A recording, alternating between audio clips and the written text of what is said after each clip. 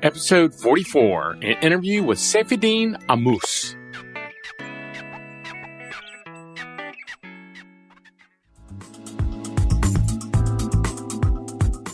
Interested in Bitcoin? Bitcoin is a very vague concept to a lot of people. Need to know more about cryptocurrency? We're going to talk about the basics. This is something that people just have no idea about what crypto is. How about buying, selling, and mining? Tony, I think that's one of the things that's going to make us a little different from some other shows. We're getting our hands dirty. Then listen to Gary Leland and Tony Sakala, better known as the Crypto Cousins, on the Crypto Cousins podcast.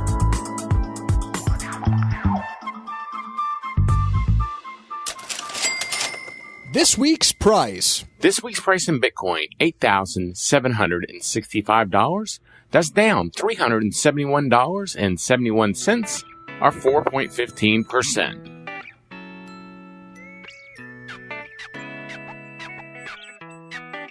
Howdy, howdy, howdy. Gary Leland here. And this is Tony Sakala. And welcome to the Crypto Cousins podcast. Tony, we got a good show for him today. Oh, fantastic show. I'm so excited. Our shows always take way too long, but this one's even longer, guys, so you might get prepared, because, we had to, finally, I had to call the clock on it, so we may end up doing a second show to get back to where we were. Yeah, I thought we were going to, seemed like we were going to maybe even just split this one up, but it was just such a great conversation. It's a great idea just to keep it as one, and then we'll do another. Yeah, before we get into that, let's do a little housekeeping here. I want to make sure you know about to subscribe to our shows. Go to cryptocousins.com/subscribe. If this is the first show you've listened to, don't make it your last. Go to like I said, cryptocousins.com/subscribe. And any method of subscription, whatever your favorite method is, you'll find on that page the button to subscribe with that method. If there's a method missing, let me know and we will add it. But I don't think there's anything missing there, Tony. No, we could pretty much got it all covered. Also want to let everybody know that we're changing our plans on our mining operation here, and so we've got a lot of cards for sale. So if anyone's interested in some cards that are in good condition, we're just changing our plans. Just send us an email at thecryptocousins@gmail.com, and we'll tell you what cards we have and how much the price is. We've sold quite a few of them. We still have a few left. Yeah, I take responsibility for that. I like to buy cards and test them, and when we're designing products, we look at the whole range of what's out there. Certain cards have certain features, and so we have like one of everything. But we even have brand new cards we haven't opened yet. Yes, we do. That's how much Tony likes to make cards. We got 1070s hadn't even been opened. We're just selling them for what we got in them. So if anyone's interested I know we have a lot of miners listening, so it's not every day we have unopened cards for sale. We've got over inventory. Also want to make sure you know about our conference coming up this summer, bitblockboom.com. Check that out at bitblockboom.com, but that's not a .com conference. It's a real conference. When I say that, our conference at BitBlockBoom, people might think we're just an online conference. So check that out. But one of the things about our conference is today's guest, Saifedean Ammous, is one of the speakers at our conference. Tony met him. And Tony, tell us about him and the scoop, because you're the one that set all that up. Yeah, I had heard Saif being interviewed before, and he's very passionate about Bitcoin, and he's one of the first people to write a book, a real serious academic treatise on Bitcoin. And we're very fortunate to get a hold of him, and he's going to fly him in to BitBlockBoom to talk about Bitcoin and the history of money and all kinds of fascinating things that we never learned in school. Yeah, it was quite, and Tony was the one that has read his book and knew more about it than me. So this particular episode, it's more of a conversation really between Tony and Saif, cousin Saif, as we call him now. Yeah, he's cousin now, so we're excited to have him back. Once you hear this, you're going to want to hear more of Saif, because he's very passionate and very bright, and really understands the space, a broader picture of what Bitcoin is as a functioning as money, functioning as a global reserve currency, functioning as this sort of replacement for what gold has done for the last 1,000 years. And his book is the Bitcoin Standard, and you can get it on Kindle or anywhere. It's published by Wiley, so you can just get it in the bookstore too, I assume. But you want to give a little bio, a little bit about Saif, and then we'll just go to the interview, because this is a long interview. We probably shouldn't be chatting much. Chatting much, exactly. All right, yeah. Dr. Saifedean Ammous is an assistant professor of economics at the Lebanese American University and foreign member of the Center on Capitalism and Society at Columbia University. He is the author of the Bitcoin Standard, the first serious academic treatise on Bitcoin, and has been researching Bitcoin and blockchain technology as an academic and consultant for 7 years. Well, that's pretty close to how long it's been around there. So he's been in it for a while then. Well, let's go to the interview, and we'll be back in a minute.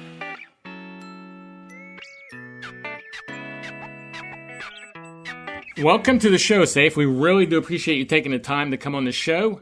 Tony, you've been reading Saif's book, right? I'm reading it voraciously. It's an amazing book because the ideas are so new. I'm just loving it. Thank you so much, Tony. That means a lot to me. I'm glad you're enjoying it. It's rare that we have a new concept being brought into the world. And I think what you've done with the book is you've taken this broad view of money and looked at this idea of what sound money is, and now just presenting it to people in a way that they can, begin to understand with this broad historical perspective. Thank you so much. I mean, I wouldn't say it's a new idea. It's a very old idea, in fact, but it's not one that you hear a lot of people talking about. Although I would say it, amongst Bitcoiners, these ideas are quite common. It's just a lot of Bitcoiners come from the sort of fringes of public opinion, if you want, and so for many people, these ideas appear like they're new, although, I can't take credit for most of the stuff that is discussed there. And I do cite the influences and the references that helped shape my thinking on these questions.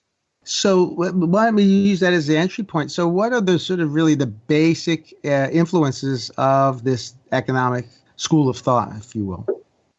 I would say, the what is known as the Austrian School of Economics is my influence. Around, I'd say 2007, 2008, I started reading for economists like Friedrich Hayek and Murray Rothbard and Ludwig von Mises, and their writings and their perspective on economics were pretty pivotal, and it changed the way that I viewed the world. It changed the way that I thought of economic questions.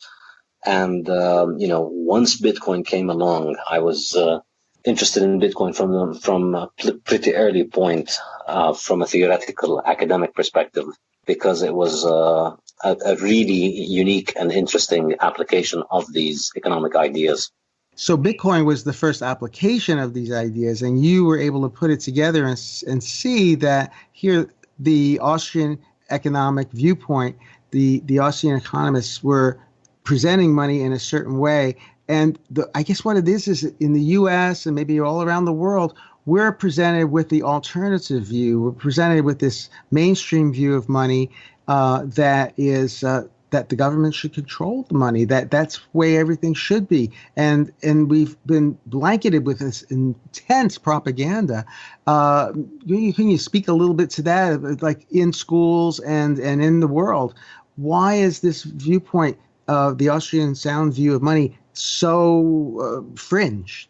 Well, I'd like to make a little comparison, maybe. If you were a Soviet farmer growing up in 1960s Soviet Union, for all intents and purposes, everybody you'd ever met in your life would have only ever imagined that the potato supply has to be managed by the government. And if you told somebody that, we shouldn't have the government in charge of the potato industry, they would simply think, what is this crazy lunatic? He doesn't want us to eat potatoes. Because for all intents and purposes, potatoes are handled by government. Government tells you how to grow them. Government collects them from you and they redistribute them. So if you don't want government involved in the potato industry, for a lot of people, that's going to appear like you might not want the potato industry to exist at all. And I think, we can see these absurdities in the example of the Soviet Union, but I think a lot of aspects of even modern Western capitalist economies bear a very strong resemblance to that form of economic central planning, and in particular monetary policy. Because it is fundamentally, the market for capital, then the interest rate is the price of capital. It is a centrally planned market. It's no different from the central planning of many different goods, including capital and interest in the Soviet Union. And, there are very good reasons why that fails, but there are very good reasons why people in power have a vested interest in wanting to believe that it succeeds. They have an interest in propagating these viewpoints in the media and the academia, and making them just a basic tenet of acceptable discourse, that in order to be taken seriously, you have to accept that government has to handle money. But, that doesn't have to be the case. So the idea that this idea of central planning, the idea of interest rate manipulation, and this idea of boom and bust cycles, we just take them for granted, and then we work off of that. Not as a personal sale between people who know each other, but the idea that you could go to a stock market and read about a company made up of complete strangers and put your money in them, and that they would offer you returns. The ability to develop this complex capital market is, Mises calls it the hallmark of a capitalist society. This is how you can distinguish a capitalist society from a non-capitalist society. It's one where you have a developed market in capital goods and in infrastructure. And if that market is going to have its prices determined by central planners, it will have to suffer from the same problems that we see with price fixing in any other kind of economy. And the result is reflected in the boom and bust cycle. An Austrian business cycle theory explains this quite well. And I think I do a decent job in my book of relating that stuff to the money supply, trying to explain how the link of the recessions and the business cycles and the inflationary cycles that happen in the economy is in its root monetarily caused. So in a free market for money, the Austrian contention is that you wouldn't get this. You would not see these business cycles. You would not see this economy-wide recession. Sure, there will be businesses that fail, but failure will be dependent on the business itself. And that's why it's a free market. So if you do your job properly as a business, you succeed. If you don't, you fail. But you don't get this economy-wide recession. And there are many periods where you see that, when money was not messed with, when the government did not mess with the money supply, they did not inflate the money supply to finance war or for whatever reason, you would see that there would be no recessions for significant periods of time. For instance, the period between 1893 and 1907, or 1873 and 1893. There was only one episode there in the 1890s where there was a bout of inflationary monetary policy, and that led to a recession. But in other periods, when you don't have that, you don't see it. So, and another example I mentioned in my book is Switzerland. They were effectively on a gold standard until the 1970s, and the unemployment rate there never went over 1% from the 50s until the 70s. So let's maybe go back and see some of these dates. We should describe some of these dates where we've shifted off of the gold standard and going back, or maybe you want to take it all the way back to the beginning to give our listeners some overview of the breadth of your book. You talk about where it all started. Like, when did we start using gold as a standard for money? It's an interesting question, and I don't think it's one that there's a clear answer to. It's one that there are a lot of old historical tales about. So you could say Greece 2,500 years ago was the earliest place where we had minted gold coins, probably. Or actually, more accurately, it's Lydia, which is today southern Turkey. And it was maybe around then. But, arguably gold was used as a form of store of value and as a medium of exchange much earlier than that in ancient Egypt and in ancient India and ancient China. I mean, fundamentally, really, if you read about the history of human civilization, you read about people using gold as money. It's almost universal, anywhere where we have recorded history almost. people were using gold as money. And this, this was growing all over the world as more and more people joined the gold standard used gold as money until the 19th century. The international gold standard was developed, in which all the major currencies were pegged to gold, or almost all the major currencies were simply backed by gold. So the Roman Empire, this is that part in the book where you talk about the Roman Empire collapsing, and then we had the start of gold being used in a constant Renaissance. Yes, in the Renaissance. And so what is that connection? Why do you outline that a bit? Can you give us a taste of like what was it there at that time when gold really was the source of this change in civilization? A lot of this material I got from a really interesting book written by an old Swiss financier and economist and banker. His name is Ferdinand Lips, and he wrote a book called Gold Wars. It's a long history of gold and money, and he brings forth a lot of evidence on how, the rise of civilizations was always coincided with them getting onto a sound monetary standard, and then once they started using it, they move away from that sound monetary standard, and inflation begins, and that is usually the herald of the decline.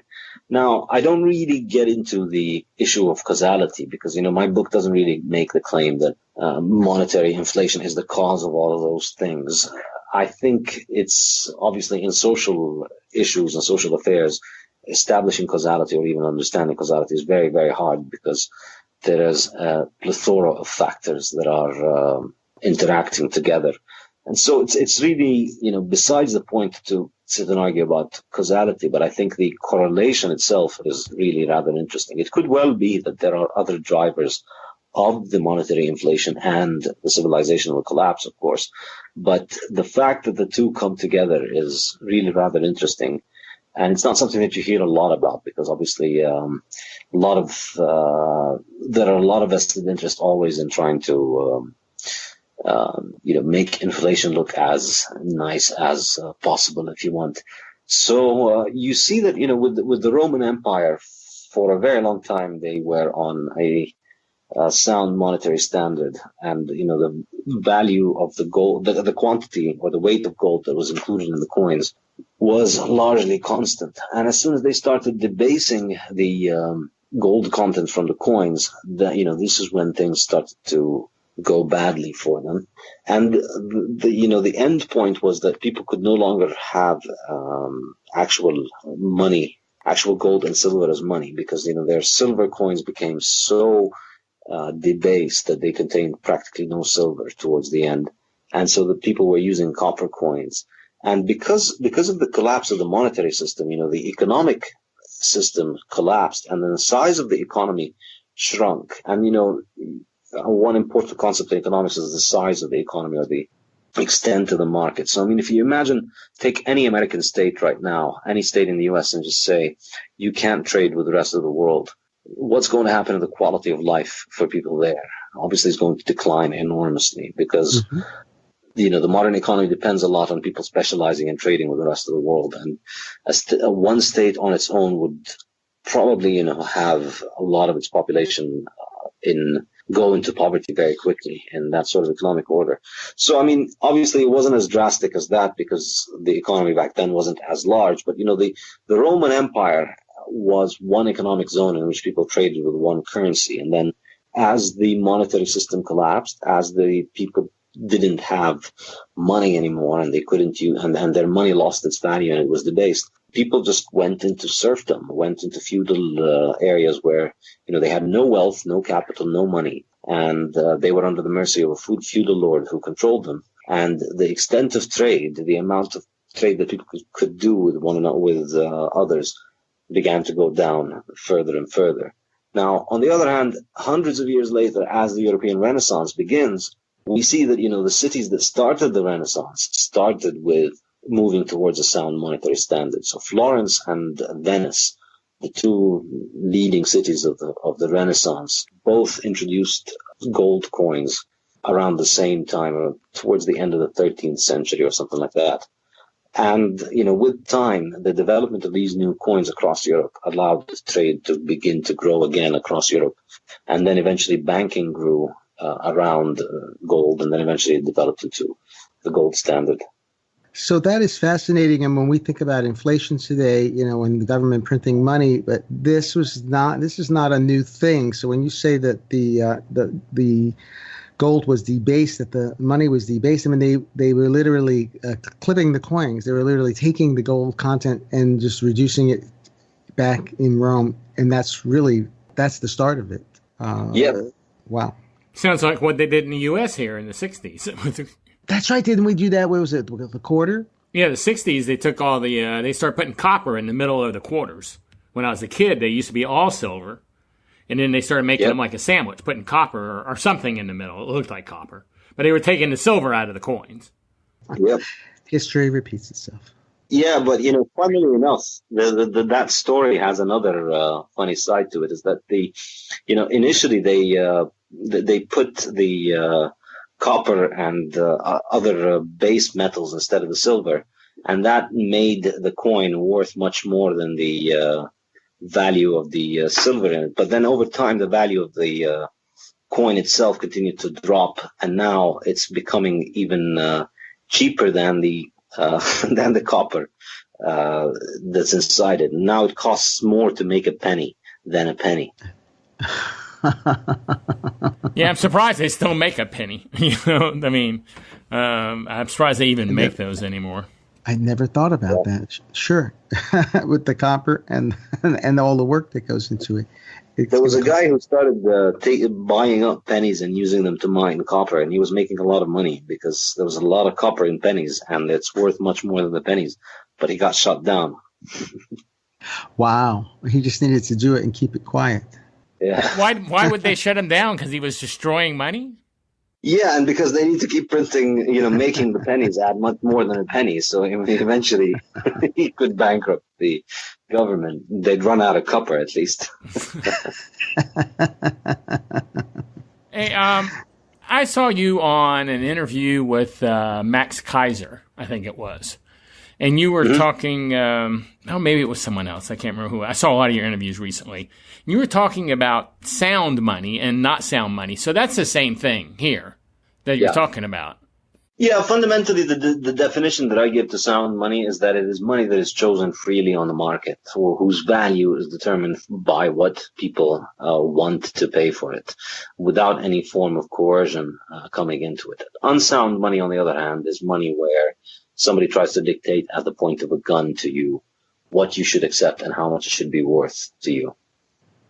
So the idea that the market can determine the value of prices and of goods, that idea is constantly shot down. People feel that there's a need for the government to get involved in every sort of industry and regulate it and say that certain prices are illegal or certain things are illegal. And it seems like I feel it's like we are brainwashed in this country to believe that unless someone's controlling things, that they won't go well. And I think, isn't that really this whole idea that if you set up a system, a market, that the wisdom of the market will move things in the right direction? Yeah, I think it's really quite amazing at some level that we still have these discussions this year, because after everything that we saw in every single economy that has tried any form of central economic planning and how it has worked out, the examples of failure are so enormous and so many that it's really quite astounding that people still take this seriously. And if you actually look at it, countries that have experienced this kind of central planning are the ones that are the most free market today, for very good reason, because they've tried it. Whereas ones that haven't tried it, they're the ones who think they want to experiment with it. So a lot of young Americans gravitate towards people like Bernie Sanders, and they think that, this guy's bringing up something original or new or revolutionary or something that's going to fit into this new world. And this is the same recycled garbage ideas of the 20th century that have caused untold human misery and disasters everywhere they have been tried. I mean, we can bring examples and we can analyze it empirically, which is what economists like to do today. And even with that, most modern economists will confess and admit that, yes, the market works for the vast majority of things. But every few economists here and there will have some contention about one or a few things that they believe are better off done with the government than with the market. But in terms of principle, I think if you think about it, just try to understand the concept, it really begins to make much more sense why we have that empirical evidence so overwhelmingly in favor of markets. And the reason is there are only two ways that economic activities can happen between people, or any kind of activity. It doesn't just have to be economics, either through coercion or through consent. Either people agree to the terms of their interaction with one another, and they both satisfy the terms of their engagement with one another, be it economic or personal or physical or whatever it is, or it's through coercion, where one person enforces their will on the other, whether the other one likes it or not. And when economic activity is built on people having the freedom to walk away from things and having the freedom to decide what they want, people will arrange their lives in a way that allows them to maximize the benefits that they get from them in the way that they understand them. And that's a very pivotal point. It's not about how, it affects GDP or how it affects government statistics of one sort or the other. The important thing is how it affects you and your own personal happiness. And so, time and time and again, we see these examples of how once markets are open, people will coordinate with one another in order to benefit one another. I will produce for you so that you could buy from me, and you will produce for me so that I could buy from you. And we start, the price system and the economic information system allows everybody to calculate accurately using prices when they are freely determined through everybody's free calculation.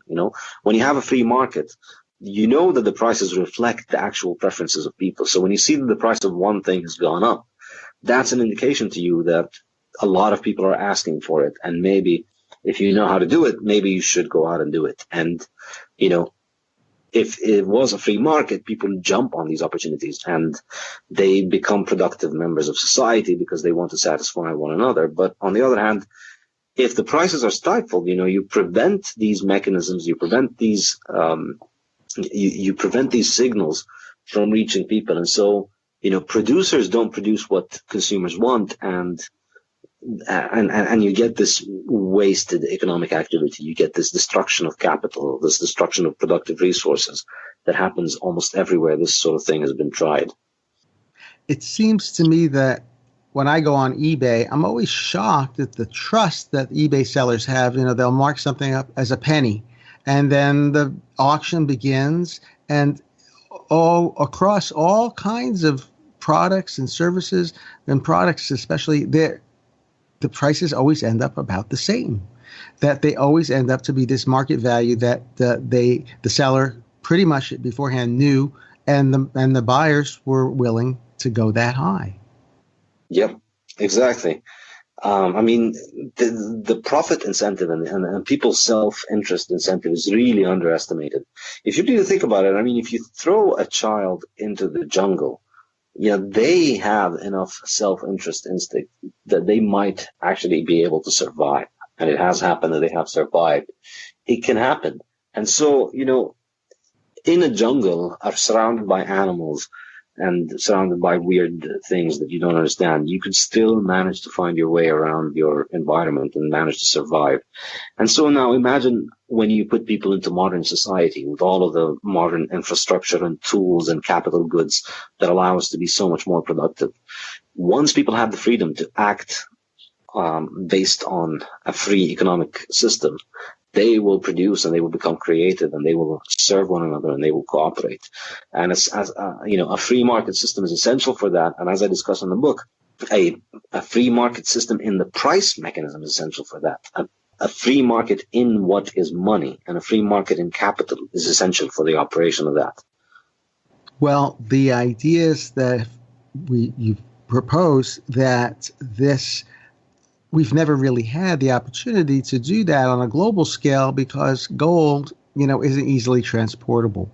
And then here we have in 2009 this invention of Bitcoin, and it seems to have just dropped in this whole information technology field, this idea that something can be unique and not duplicated and sound. You want to talk a little bit to exactly how Bitcoin compares with gold and what the promise of Bitcoin brings to a society outside of the idea that most people have about Bitcoin. Sure. I'll use an analogy that I used in my class a few weeks ago, which I think is a useful way of understanding the relationship of Bitcoin to gold. So I guess most of you might have heard of Napster, right? Mm-hmm. Back in the day, people used to download their music from Napster. It was an illegal piracy website. And eventually the FBI shut it down, and it's no longer operational. So then the internet, in its infinite wisdom, came up with an alternative to Napster, which is BitTorrent, which a lot of people use today. And the way that BitTorrent functions is that it does not depend on a central location or a central server that distributes the data to passive nodes that accept it, which is the traditional model of how Napster worked and how most websites function. Not websites, but I mean, you send data you collect data from a server, but the server doesn't take data from you. And then all the other nodes don't connect to one another. They don't exchange data with one another. So this is how Napster was. You would just download the song from their server. But then BitTorrent came about, and the way that it works is that the same file is shared amongst hundreds or thousands of people. And then nobody is really in charge of sending it to everybody. Everybody is copying tiny little bits of data from everybody else at all times. So at the same time, when you're copying some of that file, when you're getting some of the bits of that file, the bits that you already have are being sent from your computer to somebody else's computer.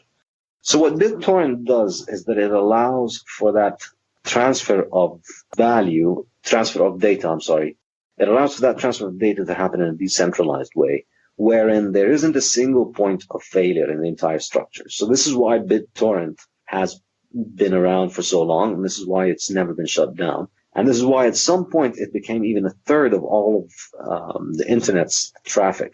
And the reason is that it became a very reliable way of transferring data. So if you want to make something reliably available on the internet and you don't have proper infrastructure, you don't want to maintain infrastructure for it, it's a large file, BitTorrent is a very good way of distributing it because it lives on hundreds or thousands of computers distributed all over the world, and they can all copy from each other.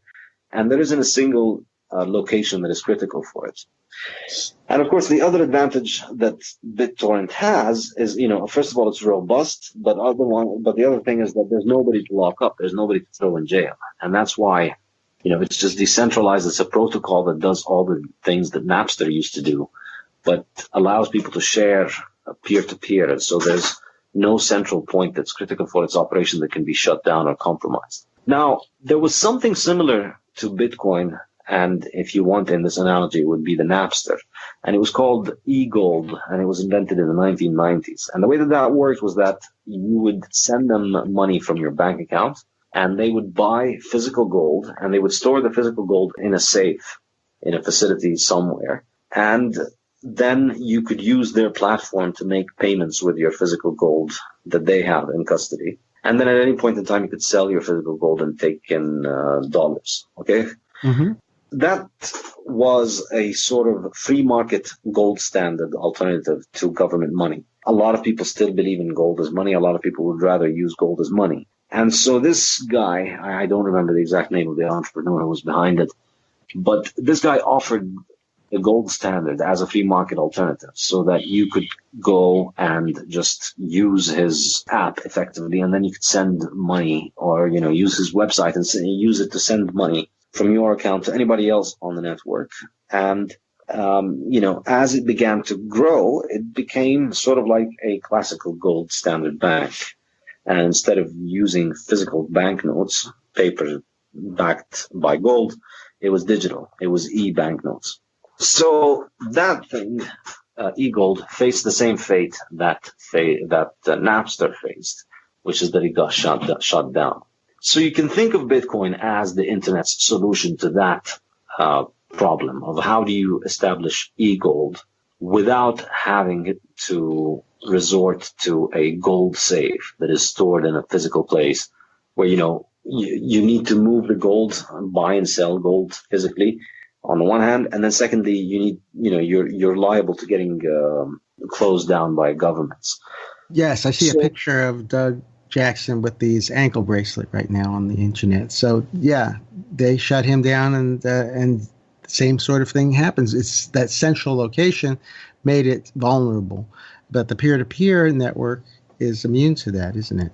That's exactly the point. Yeah. So now Bitcoin operates this sort of system without having to rely on a single location. It's one remarkable thing about Bitcoin that there's no single piece of hardware or infrastructure anywhere in the world that is essential for its operation. There's no single individual anywhere in the world that is essential for its operation. It just continues to operate because, there's no way to kill it by killing something that is centralized. So it solves really the inconvenient feature of gold that it is physical, and that moving it around is expensive, and that moving it around can get intercepted. And specifically, I think in my book, I pinpoint the advantage that Bitcoin has to gold in one specific aspect. I think this is really what it comes down to. And this has to do with what Bitcoin is good for. In my book, I argue Bitcoin payments are not individual consumer payments. Bitcoin payments are more like settlement payments between financial institutions, and individual consumer payments will come in at the second level. And so effectively Bitcoin in my book, and that's the reason behind the title of the Bitcoin standard, Bitcoin is beginning to function like gold under the gold standard. The difference is that the physical clearance of gold meant that in the 18th and 19th century, as we were heading towards more and more use of gold, as more and more of the world started to use gold as money, we ended up having to centralize its clearance because, you didn't want to have to carry around the gold coins with you. You couldn't cut them up into the right sizes. So it all went into physical storage, and you had pieces of paper and checkbooks and letters of credit and all sorts of financial instruments backed by the gold. But at the end of the day, each country developed a central bank, and then all of these central banks effectively became, currently we really run a system of one global central bank, which is the U.S. Federal Reserve, because effectively it runs the monetary system, because it produces the currency that the monetary system of the world runs on. So because of the fact that moving gold around is pretty expensive and time consuming, it's and dangerous. Yeah. Because of all of those things, it had to be centralized. And then once it became centralized, that allowed governments to take it over and then eventually increase the supply and then eventually restrict the ability of people to move their money around and do with it what they want. This is really the advantage that Bitcoin has. Bitcoin can clear a payment from here to China, from Lebanon, where I am, to Dallas, and then to China, and then back to Lebanon. 40 minutes per payment. We could send each other money right now, and then you could send it back to me. And within 40 minutes per payment, you could be pretty sure, that's roughly the time it takes for about 4 blocks of Bitcoin to clear. 1 hour maximum is the time that you're almost entirely, to the point of certainty that, nothing else really can provide. After 6-7 blocks, you become extremely certain that it is clear. So think of the alternatives in the current traditional financial system of how long it would take to clear physical gold between banks. It's much longer than 40 minutes from here to China. And Bitcoin's network can do, even at current status, even if it doesn't get any further engineering improvements, it can do 500,000 to maybe 1 million transactions a day.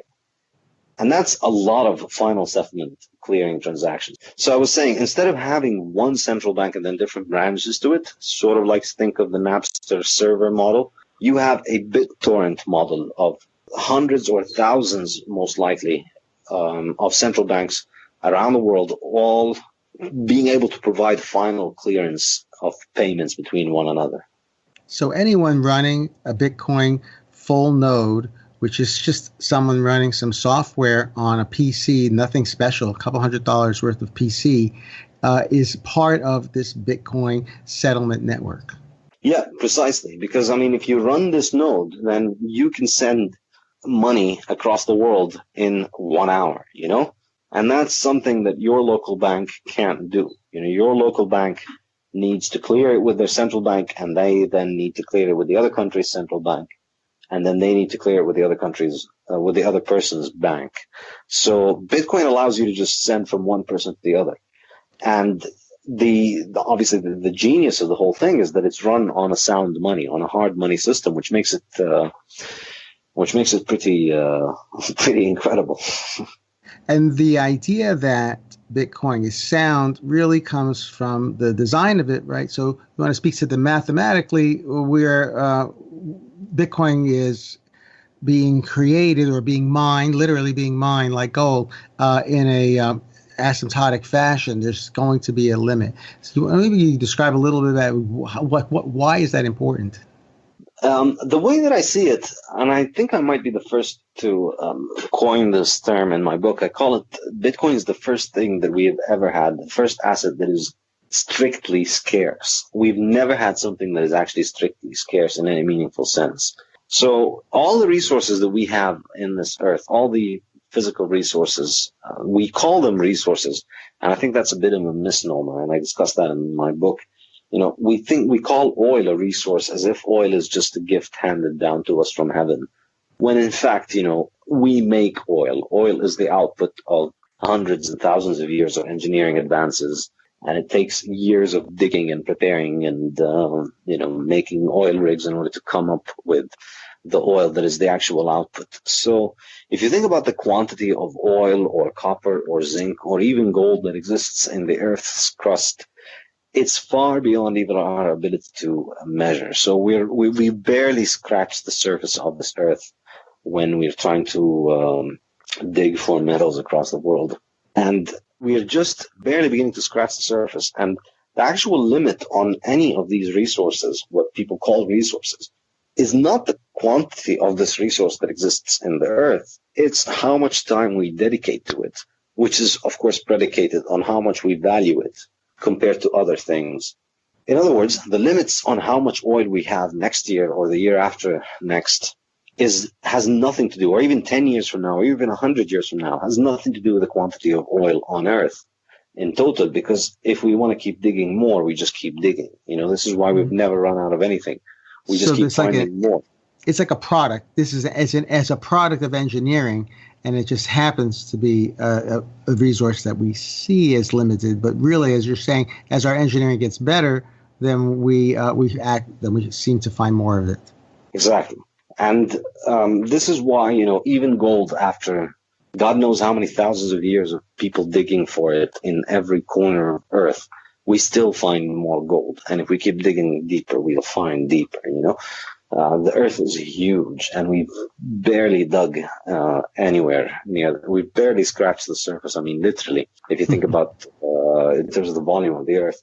So with every other thing out there, you know, the limit on how much we have of it just depends on how much others want it for. And so others will always make more of whatever it is that you use as a store of value. Because once you start using it as a store of value, you're demanding it for yourself and not just for its industrial use, so its value goes up. And so others will start making more and more of it and bringing it onto the market. Now, gold became money because it is the thing that is the best resistant to this, because it is extremely rare in the crust of the earth, and because the fact that it doesn't ruin means that its stockpiles keep piling up, and so that new gold production is only a tiny fraction of the existing stockpiles. So it's the one thing that is the least susceptible to supply inflation, but it still can get inflated. Bitcoin, on the other hand, is a whole new breed of monster. It does not care about demand. No matter how much demand for Bitcoin grows, nobody on Earth can make more than 21 million Bitcoins. That's it. We just passed that milestone just the other day. 17 million Bitcoin of the 21 million are already mined. Yep, 17 out of 21 already out there. That's it. And, no matter how much people want more Bitcoin, there's no way of making more. The supply is exogenously determined. It's just been set in stone by Nakamoto. And now, we are just adjusting to it. But there's nothing that we can do about it. It's completely unresponsive to changes in demand. That's a pretty astonishing feature of Bitcoin. And it makes it the only strictly scarce thing. So the way that I see it, this is the best technology that we've ever had for money, the best technology for storing value, because it's the one thing that is prone to inflation. It's the one thing that is prone to others trying to make more of it. I mean, it's a form, if you think about money, what you do with money is, let's say you work today, you earn $100 from working today. You want to take those $100 in a way where they maintain their value as much as possible into the future. Now, the more people are able to create new $100, the less the value left of your $100, Similarly, the more people create of the gold or whatever it is. And so any money that you use always has this little imperfection in it, which is, you can think of it as a little bit like, you're buying an engine and they all leak. Which is a loss in efficiency in all these engines, or a loss in value in all of these monies, because there's a way for people to make this money without having to earn it, And it's true for all kinds of money, except for Bitcoin. It's the one engine that doesn't leak. It doesn't lose value because people can't make any more of it than there already is. And it's a set supply increase, and we're already at a point where the increase is about 4% now. So, with time, it might. It's only going to go down with time, and it's going to become less and less significant compared to the existing supply. So the asymptotic curve basically says that every 4 years, half gets less than half becomes produced every 4 years. So we started at 50 Bitcoin every 10 minutes. Then we went to 25 Bitcoin every 10 minutes. We're right now at 12 and a half Bitcoin every 10 minutes. And then in a couple of years, it'll go to 6.25. And Gary and I were talking about it the other day. It was like soon it's going to be less than 1 Bitcoin every 10 minutes. Exactly. At some point. Yeah. Mm-hmm. Yeah, and in about 2025, the annual growth rate of Bitcoin supply is going to be larger than the growth rate of it's going to be smaller than the growth rate of gold. So, that's when right now Bitcoin is at the growth rate of roughly the good national currencies. It's growing at around what the US dollar or euro grow every year. But in a few years, it's going to catch up with with gold and get an even lower growth rate. Wow. To me, that's fascinating. And then we come back to the idea of 21 million and then how many people would want it. And I think we talked about it. There's like 11 million millionaires in the U.S. alone. So if each of them wanted 2 Bitcoin, forget it. There's not enough. Yeah, I think eventually, there's going to be a big redistribution of Bitcoin as the price rises and more people get into it. But yeah. And so we're going to start talking about Satoshis. What do you mean by redistribution? I mean, in the sense that currently only a small number of people have a Bitcoin, and then the only way that this is going to change is that these people are going to give up their Bitcoins, and it's going to go to wider and wider areas. And the way that that's going to happen is that the price is going to have to rise. That's the only way around it. I mean, it's a scarce asset that's distributed across a small group of people, and then many, many other groups want in. So basically, it's at what price are the hodlers finally going to, sell? Yeah, well, I mean, there's no price. Obviously, the price depends on each individual, and people. A lot of people will, of course, people talk about not selling ever, but of course they will sell. Once you get to the point where the Bitcoin you have is several multiples of your annual income, you'll obviously sell, and it'll change the way that you live. In important ways. So over time, people will be selling. And I think, this selling is just the market solution of this redistribution problem. And I think a lot of the ideas of fear that Bitcoin is just going to be completely skewing income distribution or wealth distribution in the world, I think it's largely misplaced, because eventually, because the price rise is going to take care of this. So yeah, maybe people will make money, but if they make money, they'll have to sell their coins, and then if they want to have more coins, I mean, if they're going to get rich in terms of buying things, they would have to sell their coins, and then the only way that they can get more coins will be if they do something productive. So eventually it's just going to lead to in my opinion, not a distribution of wealth to the hodlers. It's going to be a distribution of wealth to people who are productive.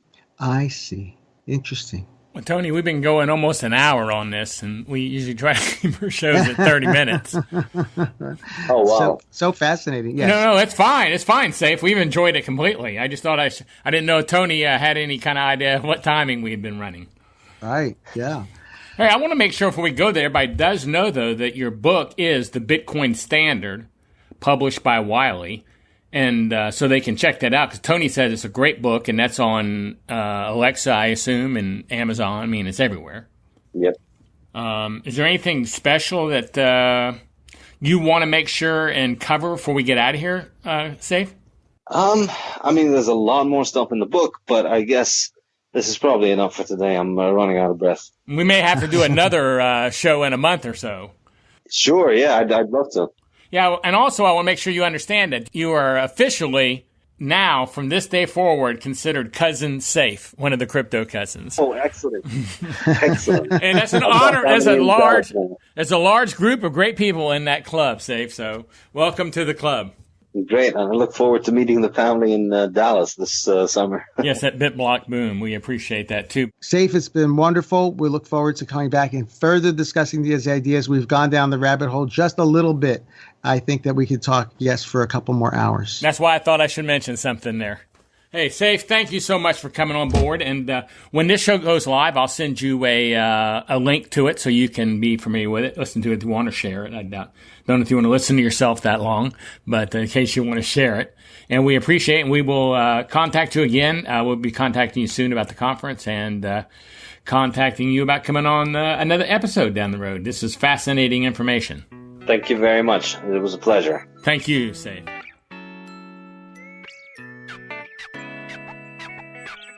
Welcome back. I hope you enjoyed the interview. I know we were kind of long there, but like I said... we didn't want to stop, that's for sure. I finally had to call the whistle. I had to go somewhere. I had another interview, that's right. Yeah. I was already texting them going, I'm going to be late. Oh, my goodness. Yeah, I hadn't realized we had a hard stop on that one. And so we were just talking. And the story it reads like a detective novel. You know, you've got all the players here and all of the people who want to control money. And think about it, you know, if you could control money, what would you do with it? Probably not the best things. So that's what's really fascinating about Bitcoin. We're not giving people control of the money. We're letting the mathematics, we're putting it in software and saying, hey, let's let the software determine what the right thing to do is. And then if we all follow the rules, we're going to have a great outcome. A great outcome. I agree. Hey, I hope you enjoyed today's interview.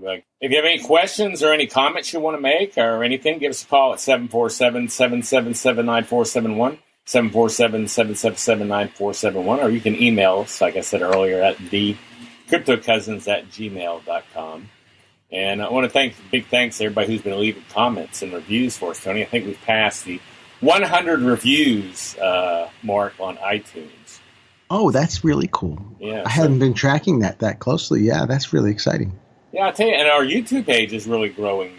Every day it's growing. It's growing pretty fast. So if you're interested in YouTube, just go to youtube.com/cryptocousins. But Tony, I think you got anything you want to add? If not, I think this has probably been long enough. Let's wrap it up. We'll see you guys next time. Okay, thanks everyone. Love you guys. Bye. Thanks for listening to the Crypto Cousins podcast. Please share this podcast with anyone you know that is interested in cryptocurrency. Your friends can subscribe on iTunes at cryptocousins.com/iTunes and on Android at cryptocousins.com/play. If you want to know more about Tony or Gary, just go to tonysakala.com or garyleland.com. Make sure and join us on the next episode, and thanks for listening.